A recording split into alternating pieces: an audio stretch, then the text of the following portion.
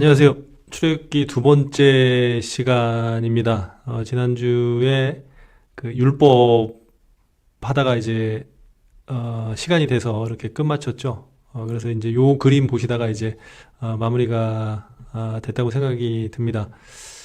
오늘은 그 이제 내용에 대해서 이제 좀 살펴보겠습니다. 율법이 613가지고 뭐 그중에 248개가 하라는 거고 365가 하지 말라는 이제 그러한 내용인데 너무 많죠. 예, 그래서 이제 10가지로 이제 줄여진 것이 이제 10계명인데 그 10계명 좀 살펴보도록 하겠습니다. 10계명 이제 첫 번째 계명. 출애굽기 20장 3절에는 이렇게 말씀이 기록되어 있습니다. 너는 나 외에는 다른 신들을 내게 두지 말라. 이렇게 기록이 되어 있죠. 이렇게 일계명입니다. 나 외라는 이 뜻은 나란히, 곁에, 면전에라는 의미가 있습니다. 그래서 저희들이 이 말씀을 보면 다른 신들도 있는데 하나님하고 하나님만 섬기라는 것인가 이제 이렇게 좀 오해의 소지가 있습니다. 여기서 나 외라는 것은 요런 의미가 있지만 사실 기독교의 신과는 유일신입니다. 그러니까 다른 신은 없어요. 오직 하나님 한 분이 계시는 거예요. 뭐 저희들이 혹시나 이제 착각할까봐 그 다른 신을 두지 말라고 하니까 하나님이 최고니까 하나님만 섬겨라 이런 의미가 아니라 오직 하나님 한 분만이 유일하신 하나님이라는 거, 신이라는 거, 예, 이렇게 저희들이 기억을 해야 되는 것이죠. 그래서 일단 이제 only라고 해놨습니다. 예, 오직 한 분. 예, 성경도 이렇게 증거를 하고 있습니다. 이사야 44장 6절의 말씀을 보면 이스라엘의 왕인 여호와 이스라엘의 구원자인 만군의 여호와가 이같이 말하노라. 나는 처음이요 나는 마지막이라. 나 외에 다른 신이 없느니라. 그러니까 신은 오직 한 분 하나님만 계시는 거예요. 그러니까 창조주 하나님이 계시는 것이고 모든 것들은 다 피조물입니다. 마귀도 피조물이고, 예, 어떤 영적인 힘이 있다고 하는 그 모든 것들도 전부 다 그 피조물. 그러니까 하나님처럼 여길 수 있는 존재가 없다는 거, 예, 이거를 꼭 기억을 하셨으면 좋겠고요. 또 고린도전서 8장 4절에도 그러한 내용이 기록되어 있습니다. 그러므로 우상의 제물을 먹는 일에 대해 우리가 우상은 세상에 아무것도 아니며 또한 하나님은 한 분밖에 없는 줄 아노라. 예, 그러니까 어쨌든 저희들이 기억해야 되는 건 오직 하나님 한 분만이 계시다는 거, 예, 이거를 기억을 해야 됩니다. 이제 두 번째, 십계명 두 번째, 출애굽기 20장 4절에 보면 너를 위하여 새긴 우상을 만들지 말고 하고 이제 쭉 이제 설명이 되어 있습니다. 이렇게 쭉 설명이 되었는데 그 하나님께서 왜 우상을 새기지 말라고 말씀을 하셨을까? 이렇게 저희들이 생각을 해야 되겠죠. 그래서 창세기 1장 26절의 말씀을 보면 이렇게 되어 있습니다. 하나님이 이르시되 우리의 형상을 따라 우리의 모양대로 우리가 사람을 만들고 그들로, 사람이죠, 바다의 물고기와 하늘의 새와 가축과 온 땅과 땅에 기는 모든 것을 다스리게 하자 하시고 하나님이 자기 형상 곧 하나님의 형상대로 사람을 창조하시되 남자와 여자를 창조하시고. 자, 보세요. 그 우상이라는 게 다 형태를 가지고 있죠. 그 형태라는 것은 대부분 여러 가지 뭐 동물이라든지 또 하나님이 지은 피조물에 대한 어떤 형상들을 띠고 있지 않습니까? 근데 그 모든 피조물들은 저희들이 빌어야 되는 대상이 아니라 저희들이 다스려야 되는 대상이라는 것이죠. 그러니까 저희들은 우상을 만들 이유가 없습니다. 그 우상은 저희들보다 더 못한 것이기 때문에 저희들보다 더 못한 것에게 무엇인가를 빌고 바란다는 것은 이게 말이 안 된다는 것이죠. 예, 그래서 십계명 두 번째는 우상을 만들지 말라고 이렇게 이야기를 합니다. 십계명 세 번째 보면 그 출애굽기 20장 7절에 나오죠. 너는 내 하나님 여호와의 이름을 망령되게 부르지 말라. 여호와는 그의 이름을 망령되게 부르는 자를 죄 없다 하지 아니하리라. 여기서 이제 망령이라는 원어 샤우의 뜻은 공허, 헛됨, 허무, 거짓, 뭐 쓸모없는 것, 뭐 이렇게 좀 이해를 하면 될 것 같고요. 부르지 말라는 원어 이 나사의 뜻은 들어올리다, 가지고 가다. 그러니까 쓸모없는 곳에 사용하지 마라. 예, 이렇게 이제 이해를 하시면 되겠죠.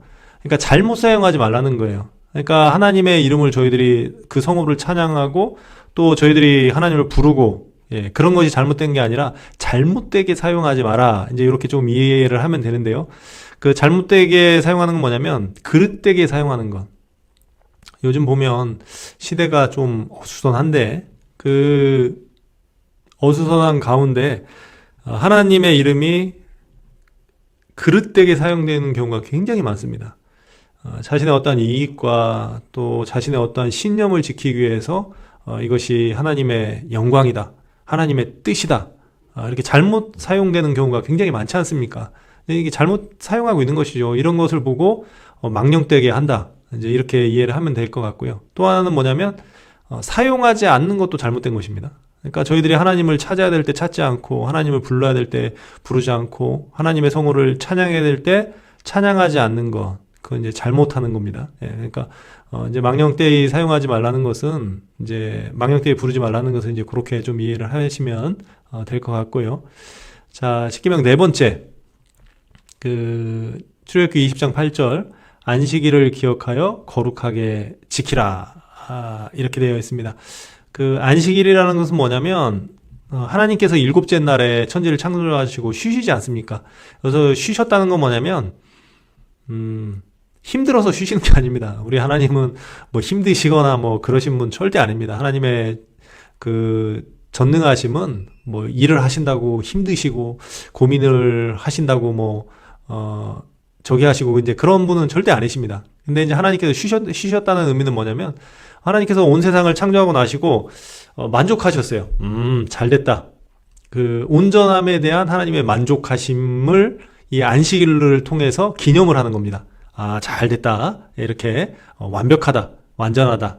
이렇게 만족을 표하는 것이 이제 안식일이었습니다. 근데 이제 지금 저희들은 세상 사람들은 이제 일요일이라고 하는데, 그 일요일을 저희들은 주일이라고 하죠. 사실 안식일은 토요일입니다.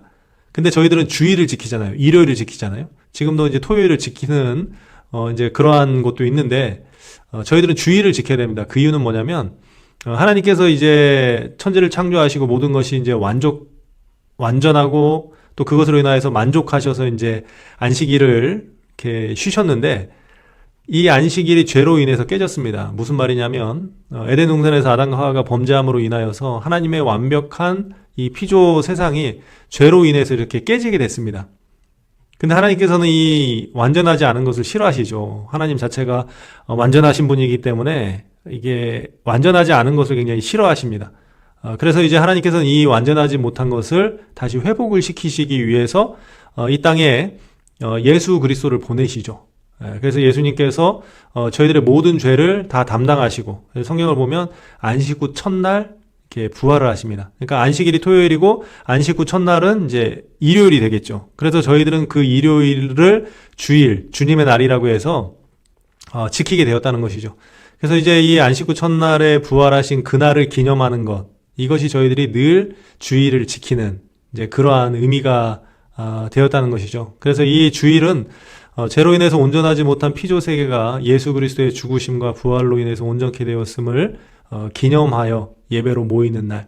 그러니까 저희들이 이제 주일날 모여서 예배드리는 이유가 이 사계명을 지키는 것입니다. 안식일을 기억하여 거룩히 지키라. 여기서 안식일은 지금으로 말하면 주일의 개념으로 저희들이 승화를 시켜야 된다는 것. 아직도 이제 안식일이 토요일이라고 토요일날 지키는 것이 아니라 이제 예수 그리스도를 통하여 온전케 된 그날을 기억하고 기념하기 위해서 저희들이 주일을 지킨다는 것. 그래서 이 주일은 늘 부활절입니다. 그러니까 예수 그리스도의 부활을 기념하는 날이기 때문에 항상 이제 부활절인 것이고, 저희들이 이제 한 날을 정해서 지키긴 하지만 사실 이 주일 안에는 항상 예수 그리스도의 부활이 담겨지는 그러한 은혜가 있어야 된다는 것이죠. 자, 5계명. 5계명은 12절에 나오는데, 내 부모를 공경하라. 그리하면 내 하나님 여호와가 내게 준 땅에서 내 생명이 길리라. 여기서 공경하라는 이 원어 카바드의 뜻은 무게 있게 하다, 가치를 많이 두고 가장 소중한 존재로 여기라는 그런 의미로 쓰입니다. 그러니까 이제 사람은 가치에 따라서 이제 행동을 하잖아요. 중요하게 생각하는 거에 중심을 두고 살아갑니다.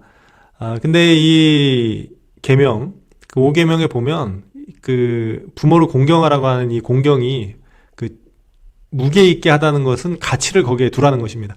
그러니까 이것이 굉장히 중요하다는 것이죠. 이거는 뭐 다른 것을 떠나서 하나님의 뜻이기 때문에 그렇게 해야 된다는 것. 이렇게 기억을 하시면 될 것 같습니다. 십계명 6번째. 살인하지 말라. 창세기 9장 6절에 보면 다른 사람의 피를 흘리면 그 사람의 피도 흘릴 것이니 이는 하나님이 자기 형상대로 사람을 지으셨음이니라. 그 살인하지 말라는 것은 생명의 주인이 하나님이시라는 것입니다.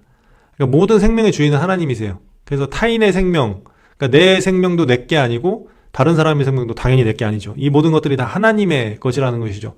그래서 이제 기독교 입장에서 이제 뭐 자살을 금하는 이유가 무엇이냐면 나의 생명도 내 것이 아닙니다. 내 마음대로 해서도 안 되고 또 그렇게 생각을 가져서도 안 된다는 것이죠. 그렇기 때문에 자살도 성경적으로는 이제 죄가 되는 이유가 그러한 이유라는 것이죠.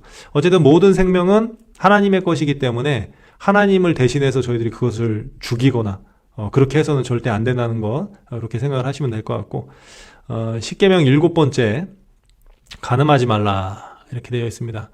요즘 시대가 좀 이 성적인 것들이 굉장히 개방적인 시대가 됐죠. 저희들이 세상 속에 있기 때문에 이러한 부분에 자꾸 타협하게 되는 그러한 경우들이 종종 있을 수가 있습니다. 그런데 저희들은 분명히 기억해야 됩니다. 성경은 간음하지 말라고 했고요. 그 간음이라는 것을 조금 해석을 해본다면 허락된 것 위의 것. 예. 그러니까 똑같은 행동을 해도 어떤 사람과 하느냐에 따라서 그것이 간음이 될 수도 있고 사랑이 될 수도 있다는 것이죠. 예. 그렇기 때문에 저희들은 그 허락된 것 위의 것을 탐해서는 안 됩니다. 에덴 동산에서 아담과 하와가 범죄를 하지 않습니까? 그 이유가 뭐냐면 허락되지 않은 선악과를 욕심냈기 때문에, 그것을 먹었기 때문에 성경은 그것을 죄라고 이야기를 하는 것입니다. 뭐 영적 간음이라고 할 수 있겠죠. 허락된 것 위의 것을 탐했기 때문에. 그래서 저희들이 항상 이 허락된 것 위의 것에는 눈을 돌리지 않는 그런 은혜가 있었으면 좋겠고요. 8번째 계명입니다. 그 15절에 도둑질을 하지 말라. 이 도둑질을 보니까 그 만족함이 없을 때 나타나는 현상입니다. 그러니까 이사야 58장 11절의 말씀에 보면 여호와가 너를 항상 인도하여 메마른 곳에서도 내 영혼을 만족하게 하며 내 뼈를 견고하게 하리니 너는 물된 동산 같겠고 물이 끊어지지 아니하는 샘 같을 것이라. 이런 말씀이 되어 있죠. 만족. 예. 그러니까 저희들이 하나님 안에서 만족함이 없고 또 세상을 살아가면서 이 만족하지 못할 때 이렇게 많이 있어도 이걸 만족을 하지 못하면 도둑질하게 되어 있다는 것이죠. 그래서 하나님 안에서 만족하는 은혜가 있었으면 좋겠고요. 또 하나는 그 도둑질하는 이유가 뭐냐면 불신앙. 그 하나님께서는 시편 139편에 보니까 여호와여 주께서 나를 살펴보셨으므로 나를 아시나이다. 주께서 내가 앉고 일어섬을 하시고 멀리서도 나의 생각을 밝게 하시오며 나의 모든 길과 내가 눕는 것을 살펴보셨으므로 나의 모든 행위를 익히 아시오니. 그러니까 하나님은요 저희들의 모든 것들을 다 알고 계십니다. 저희들의 생각도 알고 계시고요. 또 스치는 그냥 오래 고민한 그 내용뿐만 아니라 스치는 생각까지도 하나님께서는 다 보고 계시다는 거. 예. 그러니까 도둑질하지 말라는 것은 하나님 안에서 내가 만족하지 못하고 있는지, 또 내가 하나님 안에서 불신앙적으로 하나님이 나를 보고 계심을 망각한다면 그렇게 될 수 있다는 것. 그래서 저희들은 두 가지를 좀 기억을 했으면 좋겠습니다. 하나님 안에서 만족할 것, 또 하나님이 나를 보고 계시다는 것. 이렇게 기억을 하면 좋을 것 같고요. 십계명 9번째, 내 이웃에 대하여 거짓 증거하지 말라. 이렇게 되어 있습니다. 이 거짓의 사전적 정의는 사실과 어긋난 것, 또는 사실이 아닌 것을 사실처럼 꾸미는 것, 이렇게 되어 있습니다. 이사야 43장 21절에 보면 이 백성은 내가 나를 위하여 지었나니 나를 찬송하게 하려 함이니라. 야고보서 3장 6절, 혀는 곧 불이요 불의의 세계라. 혀는 우리 지체 중에서 온몸을 더럽히고 삶의 수레바퀴를 불사르나니 그 사르는 것이 지옥불에서 나느니라. 이렇게 되어 있습니다. 어쨌든 이 거짓 증거라는 것은 말이죠, 말. 예, 저희들이 뭐 교회 다니면서 가장 많이 듣는 말이 말 아닙니까? 말. 근데 이 말이 하나님의 입술은, 하나님의 백성의 입술은, 그 말에는 하나님의 찬송이 담겨져야 됩니다.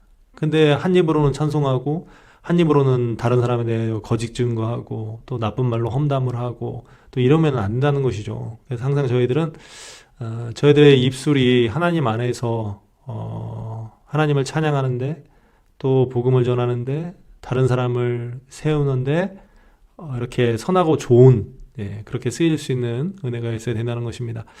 그 십계명 10번째 17절입니다. 내 이웃의 집을 탐내지 말라. 내 이웃의 아내나 그의 남종이나 그의 여종이나 그의 소나 그의 낙이나 물은 내 이웃의 소유를 탐내지 말라. 여기서 탐내다라는 그 히브리어 원어 하마드의 뜻은 다른 사람의 소유물에 부당하게 욕심을 내는 것, 이렇게 되어 있습니다. 그러니까 이 탐낸다는 것은 보는 것이죠. 예. 보지도 않는데 그거를 탐내진 않죠. 예. 그러니까 내 이웃의 집을 탐내지 말라. 내 이웃의 아내를 보는 것이고, 그 남종을 보는 것이고, 그 여종을 보는 것이고, 그의 소, 나귀를 보는 것이고, 예. 이게 보는 것에서 이렇게 나온다는 것이죠. 창세기 3장 6절에도 이런 말씀이 있습니다. 여자가 그 나무를 본즉 먹음직도 하고 보암직도 하고 지혜롭게 할 만큼 탐스럽기도 한 나무인지라. 여자가 그 열매를 따먹고 자기와 함께 있는 남편에게도 주매 그도 먹은지라. 이렇게 되어 있죠. 그러니까 이게 보는 게 문제입니다. 보는 게 항상. 예. 그러니까 잘 봐야 되는데 잘못 보면은 이렇게 탐심이 들어오고, 그 탐심이 이제 욕심이 되고, 그 욕심이 도둑질이 되고, 그 도둑질을 통해서 이제 정죄를 받고, 뭐 이렇게 되는 것이죠. 그러니까 이제 보는 것이 이제 굉장히 중요하다, 이제 이렇게 생각하시면 될 것 같고요. 그래서 이제 신앙인은 뭐 안 보고는 살아갈 수 없으니까 봐야 되는데 어떻게 봐야 되느냐?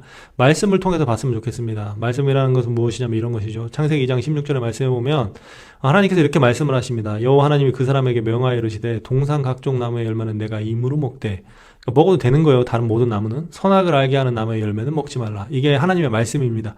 내가 먹는 날에는 반드시 죽으리라. 예. 이것을 통해서 그 열매를 봐야 되는 거예요.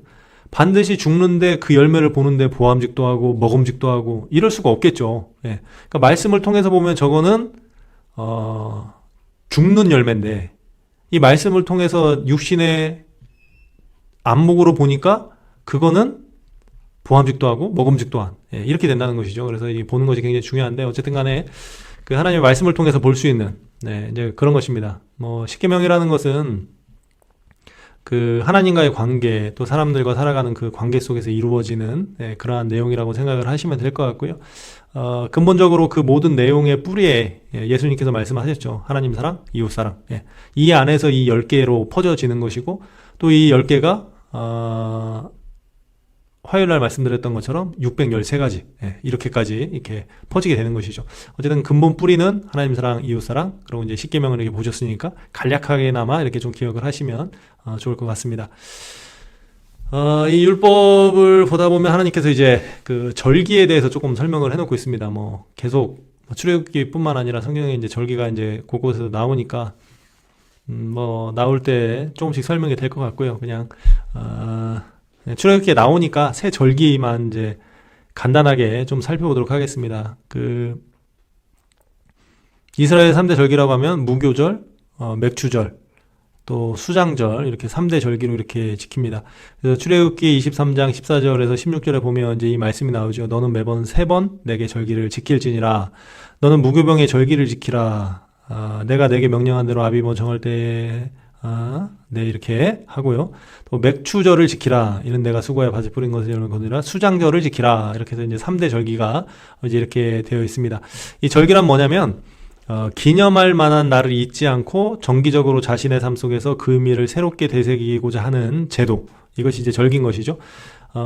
이스라엘의 절기는 다른 민족들의 절기와는 조금 차이가 있습니다. 그게 뭐냐면 다른 민족의 절기들은 함께 어울려 생활하면서 사람과의 관계 속에서 정착한 절기라고 한다면 이스라엘의 절기는 여호와 하나님과의 관계 속에서 구원 사역을 행하신 사실을 근거로 이스라엘 백성들에게 베푸신 은혜를 기억하면서 지키도록 의무로 규정을 하신 것이 절기라는 것이죠.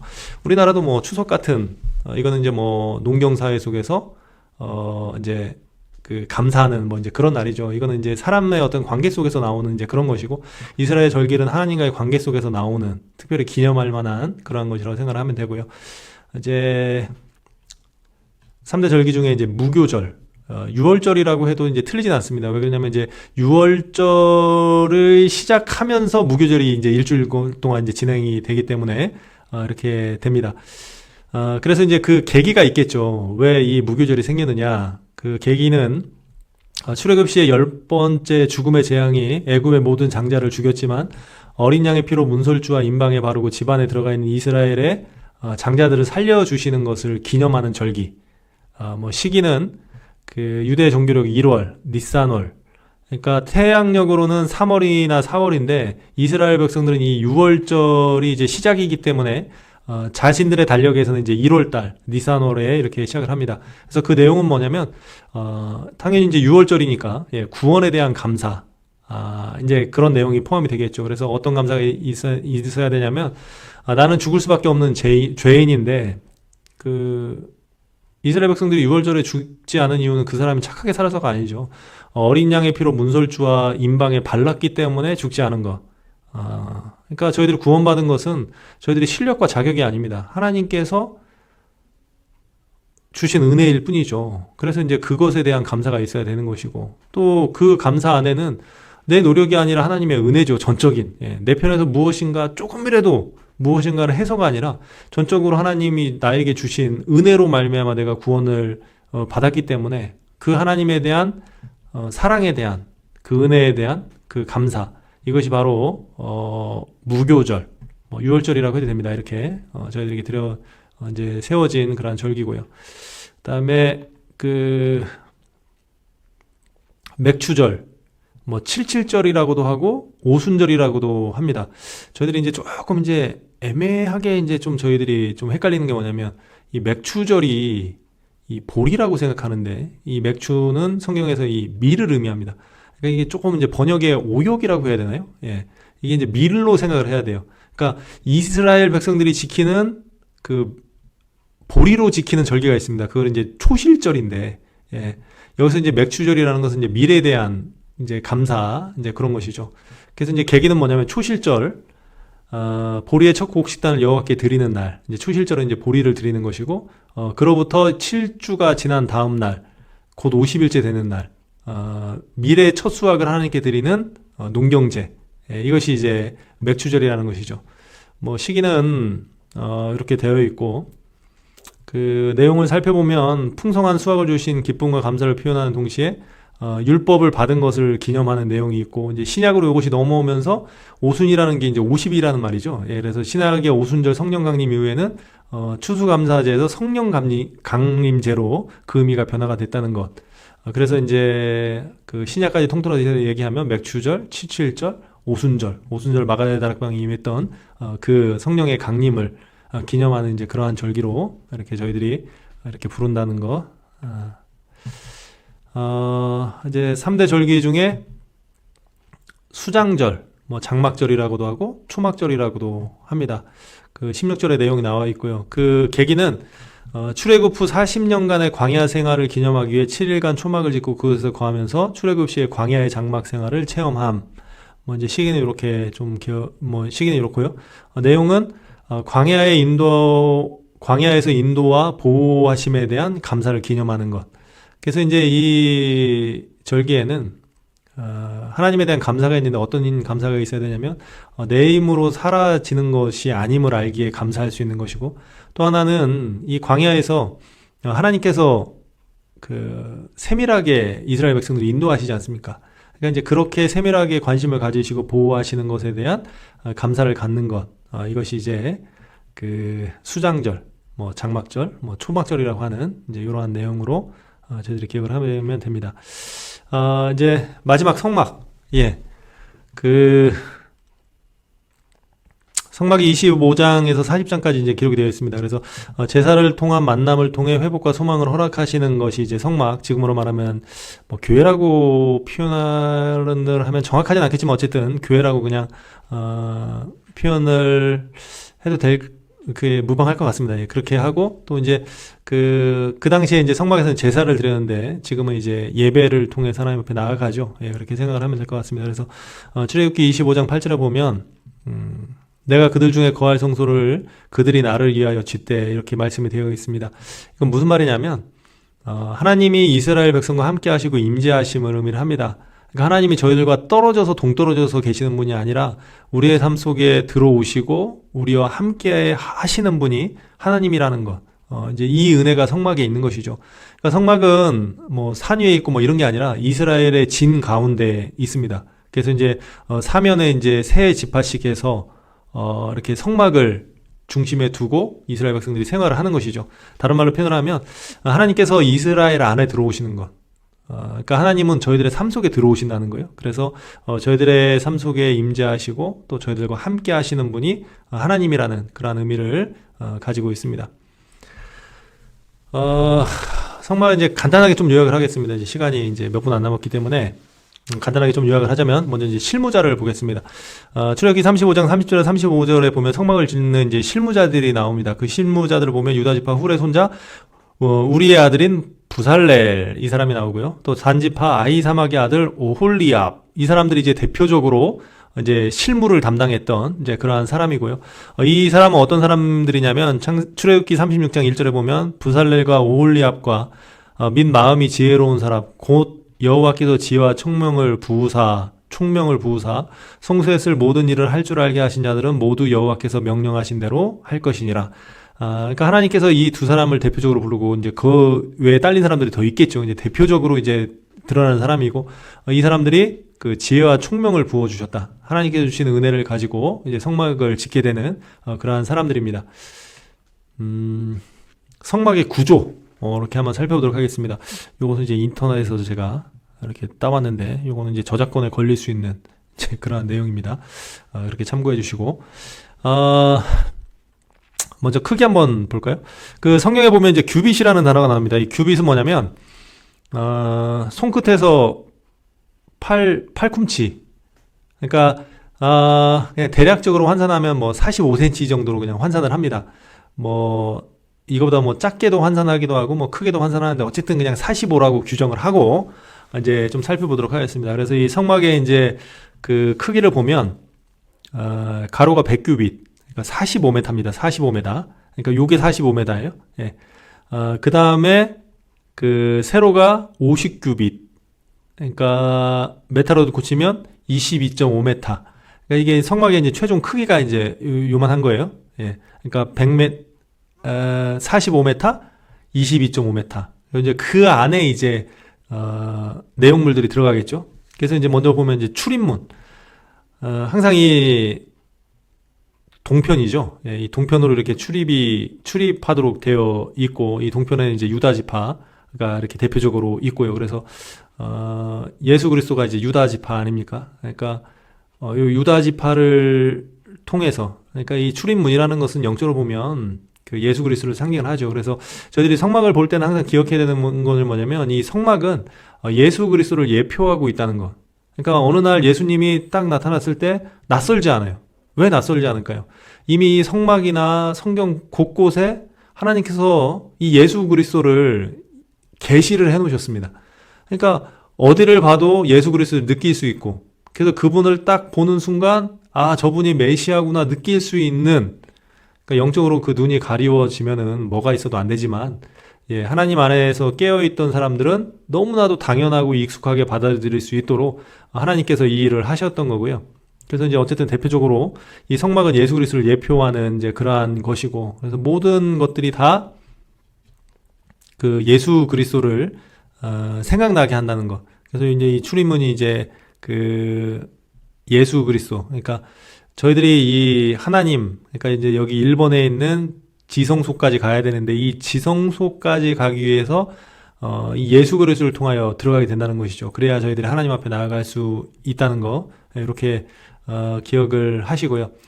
이제 출입문이 있고, 그 다음에 이제 번제단, 이제 제물을 잡고 여기서 이제 그 태우고 이제 요렇게 하는 이제 번제단, 그 다음에 이제 그 앞에 이제 물두멍이 있고, 그 안에 들어가면 그 진설병과 그 금등대가 있고, 또 그 앞에 이제 분향단, 또 그 앞에 이제 지성소 안에 법궤가 있는. 예, 그래서 이제 참고로 이렇게 하시고, 그러니까 요 내용만 좀 상징적으로 아시면 될 것 같아요. 이 출입문은 이제 문이신 예수 그리스도를 상징하는 것이고, 번제단은 제사장과 제물이신 예수 그리스도를 상징을 하는 것이고, 물두멍은 생명수가 되신 예수 그리스도, 금등대는 빛이신 예수 그리스도, 진설병상은 생명의 떡이 되신 예수 그리스도, 분향단은 중보기도자가 되신 예수 그리스도, 법궤는 생명의 말씀이 되신 예수 그리스도를 상징한다. 예, 이렇게 생각을 하면 되고요. 지금 뭐 이렇게 요 내용 보시면서 그냥 참고만 하시면 될 것 같아요. 근데 가장 중요한 것은 모든 것은 예수 그리스도를 상징을 한다. 예, 요것이 이제 가장 핵심이다. 이렇게 생각을 하면 되고요. 요것이 이제 성막의 구조, 이렇게 참고로 하시고요. 그다음에 이제 성막의 재료를 좀 살펴보도록 하겠습니다. 그래서 출애굽기 35장 4절에서 9절에 보면 이제 재료가 쭉 나옵니다. 한번 읽어볼까요? 여기 보면 이렇게 되어 있습니다. 모세가 이스라엘 자손의 온 회중에 말하여 이르되 여호와께서 명령하신 일이 이러하니라 이르시기를 너희의 소유 중에서 너희는 여호와께 드릴 것을 택하되 마음에 원하는 자는 누구든지 그것을 가져다가 여호와께 드릴지니 곧 금과 은과 녹과 청색, 자색, 홍색 실과 가는 배실과 염소 털과 붉은 물들인 수장의 가죽과 해달의 가죽과 조각목과 등유와 및 관유에 드는 향품과 분향할 향을 만드는 향품과 호마노며 애복과 흉패에 물릴 보석이니라. 이것이 이제 재료라는 것이죠. 이 재료를 저희들이 생각할 때 이 재료 또한 예수 그리스도와 관련이 있다. 이렇게 큰 틀로 이해를 하시면 됩니다. 그래서 간략하게 재료에 대해서 좀 설명을 해보겠습니다. 먼저 금과 은 무엇을 상징하냐? 이 금과 은은 변함 없으신 예수 그리스도를 상징을 합니다. 그러니까 이제 금은 이제 순금 이렇게 얘기를 하죠. 그래서 또 금은 또 변하지 않는다는 속성이 있고, 그래서 이 금과 은은 변하지 않는 예수 그리스도를 상징을 하는 것이고, 그래서 이 변하지 않는 예수 그리스도를 보면서 저희들도 하나님 안에서 연단 받아서 믿음을 갖고 또 변함없는 믿음으로 하나님 안에서 온전케 되는 그러한 믿음을 소유하는 것이고요. 또 이 놋은 십자가에 달리신 예수 그리스도를 상징을 합니다. 그리고 이 놋은 이제 저희들의 입장에서는 심판에 대한 경고, 이스라엘 백성들이 이 불뱀에 물렸을 때, 그때 이제 놋뱀을 만들어서 이렇게 달지 않습니까? 그래서 그것을 보는 사람들은 살게 되고 보지 않는 사람은 죽게 되는, 그래서 이 놋뱀을 바라보는 자는 죽지 않게 되는, 그러한 은혜가 있는 것이죠. 그래서 저희들은 항상 예수 그리스도를 바라봐야 되는 이제 그런 것이다, 이렇게 생각을 하면 되고요. 그 다음에 6절에 실들이 나옵니다. 네 가지 이제 실들이 나오는데 그 색깔에도 이제 의미가 있습니다. 청색은 하늘색을 상징을 하는데 이거는 생명을 상징을 합니다. 그래서 이 청색 실은 생명 되시는 예수 그리스도를 이야기를 하고요. 굳이 신약과 연결을 시켜서 성경과 연결을 한다면 요한복음 정도 이렇게 연결을 해도 될 것 같고요. 자색은 왕을 상징, 이 보라색 같은 경우에는 저희들이 그 왕을 상징할 때, 고난이나 왕을 상징할 때 이제 표현을 하죠. 그래서 왕으로 오신 예수 그리스도를 상징할 때 쓰는 이제 그런 색깔로 보면 되고요. 이것도 굳이 신약 성경과 연결을 시킨다면, 복음서와 연결을 시킨다면 마태복음 정도로 이해를 하면 됩니다. 이해를 하시면 될 것 같아요. 이제 마태복음은 왕으로 오신 예수 그리스도를 이렇게 나타내는 이제 복음서이기 때문에 그렇게 보시면 될 것 같고요. 홍색은 빨간색이니까 이제 피를 상징. 그러니까 이 빨간색은 이제 고난 당하신 예수 그리스도를 상징을 합니다. 그래서 이것도 이제 굳이 신약 복음서로 연결을 한다면 마가복음으로 이렇게 연결을 해도 될 것 같고요. 넷째 가는 배실은 흰색으로, 여기서 이제 이 가는 배실 흰색은 사람이지만 죄가 없으신 예수 그리스도를 상징하는, 그래서 이거는 누가복음, 인자로 오신 예수 그리스도를 상징한다, 이렇게 연결을 해도 될 것 같습니다. 그리고 이제 염소털이 나오는데, 이 염소털은 그 제물 대신 예수 그리스도를 상징을 하는, 이 염소털이 나온다는 것은 그냥 나오는 게 아니지 않습니까? 이렇게 염소를 죽이고 나서 나오는 것이기 때문에 이것은 이제 제물 대신 예수 그리스도를 상징하는 이제 그러한 것으로 이해를 하시면 될 것 같고요. 그 다음에 이제 7절, 붉은 물들인 순양의 가죽과 해달의 가죽과 조각목. 이제 두 가죽이 나오죠. 한 가죽은 뭐냐면 붉은 물들인 수량의 가죽. 이렇게 붉은 붉은색은 항상 예수 그리스도의 어떤 피, 보혈, 이제 이런 것들을 상징을 한다고 보시면 됩니다. 그래서 피 흘리신 예수 그리스도를 상징을 하는 것이고, 이 해달의 가죽, 안 봐서 잘 모르겠습니다. 저는 해달의 가죽을 잘 모르겠는데, 돌고래 가죽이라고도 주석에 있기도 하는데, 어쨌든 이 해달의 가죽은 예수 그리스도의 생명을 상징하고 또 교회를 보호하시는 예수 그리스도를 상징한다고 합니다. 그 성막 제일 바깥에 그 해달의 가죽, 그 물개가 아니라 해달이겠죠. 해달의 가죽으로 이렇게 덮습니다. 그러니까 해달의 가죽은 볼품은 없지만 그 모든 것들을 다 방어를 해주죠. 그러니까 성막 안에 있는 이제 그러한 것들이 보호가 되는 것이 그 해달의 가죽 때문에 이제 보호를 받는데, 이 의미는 이렇습니다. 그 겉모습은 볼품이 없지만 이사야 53장 2절에 보면 그는 주 앞에서 자라나기를 순한 연한 순 같고 마른 땅에서 나온 뿌리 같아서 고운 모양도 없고 풍채도 없은즉 우리가 보기에 흠모할 만한 아름다운 것이 없도다. 이렇게 되어 있죠. 그러니까 겉모습은 볼품이 없지만 그 안에는 이제 모든 성막의 어떠한 집기와 직구와 뭐 이제 뭐 그런 것들이 다 있지 않습니까? 다른 말로 표현하면 그 안에는 이제 좋은 게 있다는 것이죠. 그러니까 예수 그리스도를 보면은 흠모할 만한 모양도 없고 또 풍채도 아니지만 그 안에 예수 그리스도 안에 생명이 있지 않습니까? 이제 그것을 상징을 한다.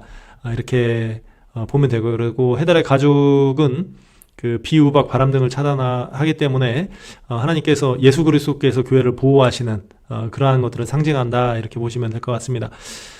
그 다음에 조각목. 예, 조각목이 있죠. 조각목. 이 조각목은 이 가시나무 종류라고 합니다. 그러니까 별로 쓸모 없는, 오히려 가시 때문에 어려운, 뭐 이제 그러한.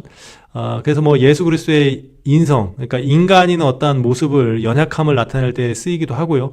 또 하나는 그 가시 때문에 고난을 상징하기도 합니다. 그래서 조각목의 가시는 우리 때문에 당하신 예수 그리스도의 고난을 상징을 하는, 그래서 예수 그리스도의 인간의 어떠한 연약함을 상징을 하기도 하고, 또 고난을, 그 가시 때문에 당한 고난을 상징해서 예수 그리스도의 고난을 상징하기도 한다. 이렇게 생각을 하시면 될 것 같고요. 그 다음에 그 8절에 이제 기름 종류가 나옵니다. 예, 등유 및 관유, 예, 기름이죠. 그래서 이 등유는 뭐냐면, 그 성령의 기름 부으심. 예, 그래서 이 성령의 기름 부으심, 성령님을 의미를 하는 것이고, 성막 안에 있는 이 촛대에 이 들어가는 기름, 예, 그것이 이제 등유라고 해서 이제 불의를 밝히는, 그러니까 성령의 기름 부음을 이제 의미를 하는 것이고요. 관유는, 물건이나 사람에게 발라서 거룩하게, 해지는 것으로, 올리브유에 모략, 육개, 창포, 계피를 향품에 넣어서 만들어서 이거는 예수 그리스도의 보혈을 상징합니다. 우리가 하나님 안에서 거룩해지는 것은 예수 그리스도의 보혈의 능력 외에는 없지 않습니까? 그래서 이 관유는 다른 것들을 거룩하게 하는 것이기 때문에 예수 그리스도의 보혈을 상징한다. 이렇게 보시면 될 것 같고요. 그 다음에 이제 향품이 나옵니다. 그래서 뭐 지금으로 말하면 이제 향을 피우는 거랑 비슷한데 여기에는 이제 이런 재료가 들어가고요. 그래서 하나님을 만나는 지성소에 들어가기 전에 피우는 것으로서 이 향은 성도의 기도, 예, 이것을 의미를 한다고 합니다. 그러니까 어쨌든 간에 이러한 이제 의미들을 가지고 있고요. 이제 마지막으로, 이제 진짜 마지막이네요. 이 마지막으로 그 9절에 보면 호마노며 애복과 흉표에 물린 보석, 뭐 이제 보석이 나옵니다. 그래서 제사장의 옷에는 이 12보석이 들어가지 않습니까? 그래서 이 12보석은 이스라엘 12지파를 의미를 하는 것이고, 오늘날에는 하나님을 믿는 하나님의 백성들을 상징을 하는 것이고, 그래서 제사장이 입은 그 옷은 이스라엘의 모든 것들을 대표하는 중보자로서의 모든 것들을 감당하는 이제 그러한 내용인 것이고, 지금으로 본다면 이제 제사장이신 예수 그리스도가 모든 인류를 하나님 앞에 중보자로서 서 계시는 그러한 모습으로 상징이 된다고 생각을 하면 될 것 같습니다. 이제 여기까지 이제 출애굽기입니다. 뭐 다뤄야 될 내용, 뭐 좀 깊게 더 다뤄야 될 내용들은 많이 있지만 좀 본질적으로 좀 이제 성경을 읽는 거에 좀 집중을 하시고요. 그렇게 하시면 될 것 같습니다. 예. 어쨌든 이제 출애굽기 이제 두 번째 시간 이것으로 마치도록 하겠습니다. 만나는 그날까지 늘 건강하시기를 주님의 이름으로 부탁을 드리겠습니다. 안녕히 계세요.